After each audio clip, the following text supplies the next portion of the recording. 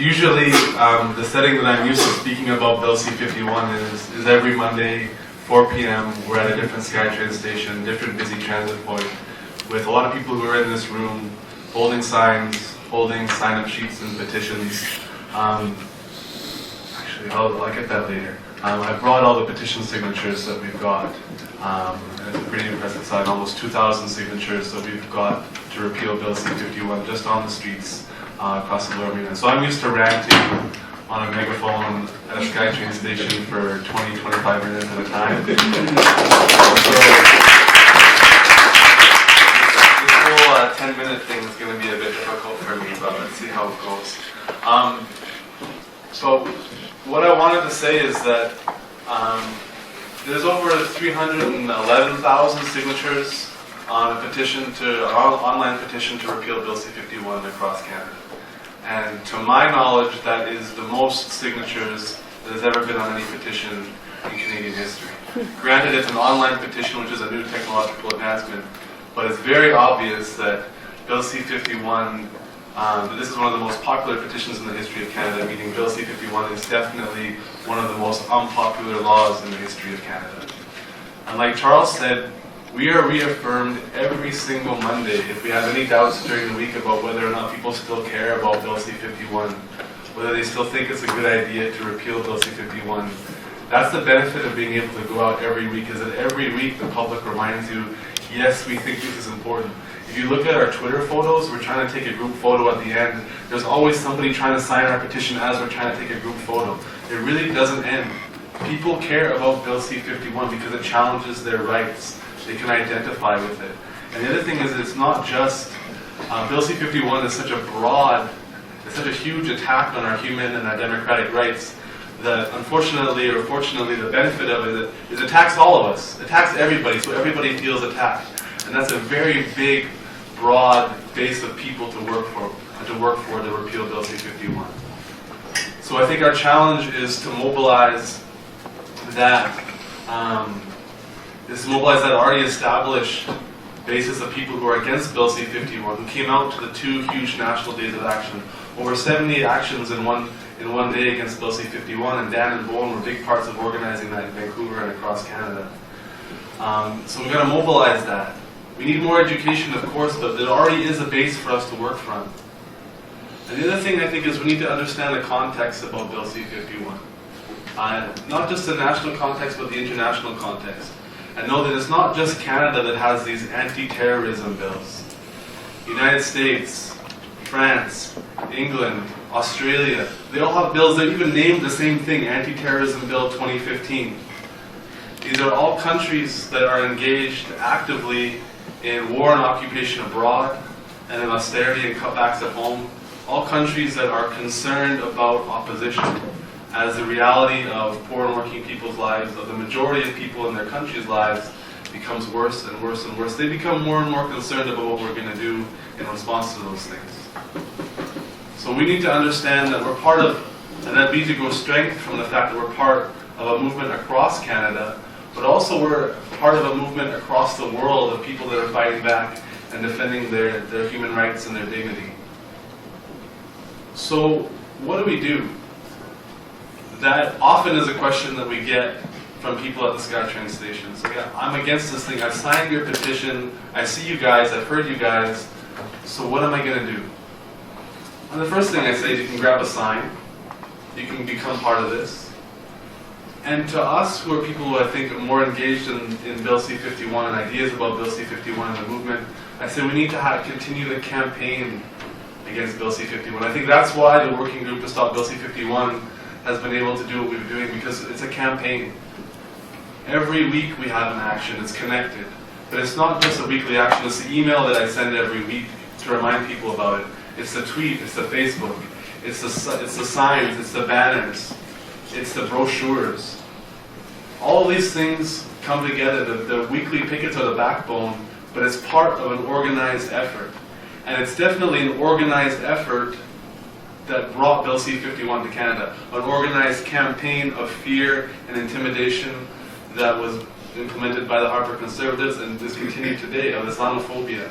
These are campaigns against our rights. They're smart enough to use campaigns against us. We should be smart enough to use campaigns against them. And when you have limited resources, like generally grassroots organizations do, we need to be as effective as possible. So our actions need to be connected and they need to be coordinated. And our success is through our organizing. And I remember I was doing a tour through the United States right before Barack Obama was elected, talking about Cuba. And a lot of places we went to, people were talking about how they weren't doing much organizing anymore. They were doing all fundraising for Obama, and they were hoping that this was going to fix things. And I went there the next year, and there was a lot of disappointed people who had felt like they had wasted a lot of time. They thought that that was going to be a solution for them. They had put all their eggs in this one basket. We can't do that, and we don't have time to waste waiting for Justin Trudeau to fix Bill C-51 for us. The power of the Bill C-51, the movement against Bill C-51, was how broad-based it was, how grassroots it was, how it didn't rely on any specific political party. It relied on people who were responding to things that affected their interests, and all the organizations that were there as part of it. So we're not going to rely on anybody. We're going to rely on the organizing that we still need to keep on doing. This is the profit lot. This is what everybody who's been in the Bill C-51 tickets. This is almost 2,000 signatures that we collect every single week. People saying they want to repeal Bill C-51.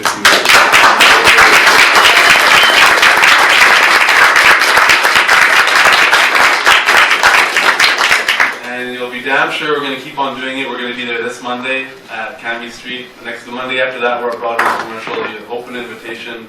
We're going to grow this, and we're going to keep on growing it until Bill C-51 is repealed.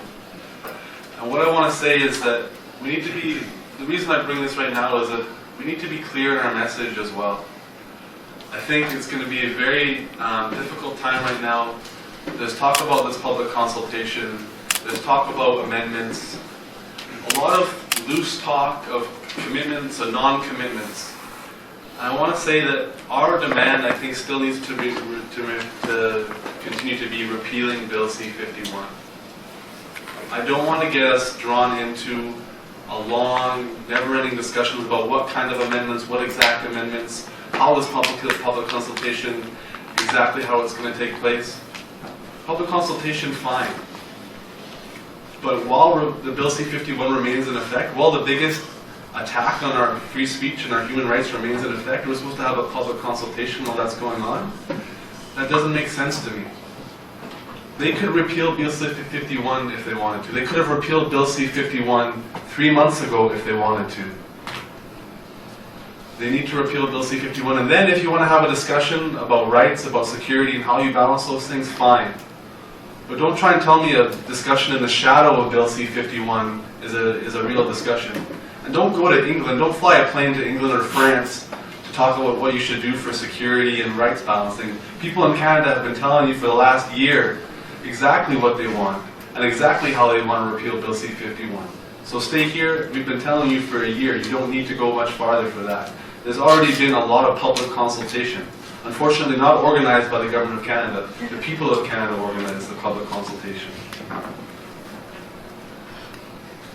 And finally, because I've been seeing those flashy cards, this is my final point for real.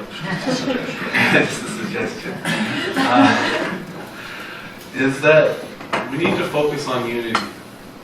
And what I said as far as Bill C-51, the positive aspect about it being such a broad attack on so many sectors of society, is that we need to be united and we need to organize that way to defeat Bill C-51, because the resources supporting Bill C-51 have been pretty large. Our main resources is people. The majority of people that live in Canada. The majority of people around the world who are either being unfortunately attacked in wars by these large governments, or who deal with the consequences at home with cuts to social programs because they're spending more money on bombs and missiles than they are on social programs. We are a majority, we should act like we are a majority. And when we act like we are a majority, we will repeal Bill C-51. So we need to take advantage of the already established broad opposition. You know, it's not often that Conrad Black or the National Post or the Globe and Mail write things that are against things that I'm against. They were all against Bill C-51. We'll take advantage of that. 100 entrepreneurs in Canada want to write an open letter against Bill C-51, great. Margaret Atwood and artists, they write an open letter against Bill C-51, even better. So many different sectors of society have come out against Bill C-51. The Canadian Bar Association, all the lawyers. This Bill C-51, the opposition to Bill C-51, is so broad. So we have strange allies, but the base of it is poor and working people, is regular people, is people just like you and me who just want to live their lives with their human rights, and who understand that no government has the right to take away any of our human rights. Why would we even think that? Why would we even consider that? How the heck does the government of Canada say, okay, we have this new bill where we are giving CSIS the ability to pre-authorize violations of human rights, of the Canadian Charter of Rights and Freedoms? They're saying we are going to violate this Canadian Charter of Right and Freedom. We just want to pre-authorize in a secret tribunal. How does that exist? That exists under Bill C-51 today. It exists when the Conservatives implemented it, and it exists today as the Liberal governments continue. So Bill C-51 relates to all of us. It relates to all progressive organizations. It affects Indigenous self-determination. It affects unions. It affects educators. It affects civil liberties organizations. It affects such a broad spectrum. All of the progressive work that we want to do is jeopardized by Bill C-51. And so all of the progressive work that we need to do also needs to include working against Bill C-51. And Bill C-51 has been and can continue to be the big uniter of people in Canada. So my last thing to say, really going, I'm sorry. I'm the only speaker who didn't follow this. They didn't follow the time limit today. Is that this is an international campaign, I think. We need to feel the strength of that, and we need to understand the context of that. And international, knowing that we're up against some big forces, that all these big governments are doing some really terrible things. But also international in the fact that we know that people are united, and people are under attack by the same forces, and can work against those same forces. They're trying to chill freedom of speech. They're trying to silence our dissent. We will not let them. And Martin Luther King Jr. said, our lives begin to end the day we become silent about things that matter. So we will refuse to be silent about Bill C-51. We will continue to organize the weekly protests. We invite all of you to come, please. I have a lot more things to say. I've written a lot of articles about it, so I'm not going to read all of them, but we have a new brochure about it. If you want to learn more about Bill C-51, we have a real opportunity to defeat Bill C-51, a real opportunity. And that's going to make, when we defeat Bill C-51, that's going to make all the other work that we're doing part of the larger international struggle for our rights, for our dignity. That Bill C-51 and the fight against Bill C-51 is part of, that's going to be a victory for all of those fights. And it's also going to be a victory for everybody fighting around the world for those same things. So thank you very much.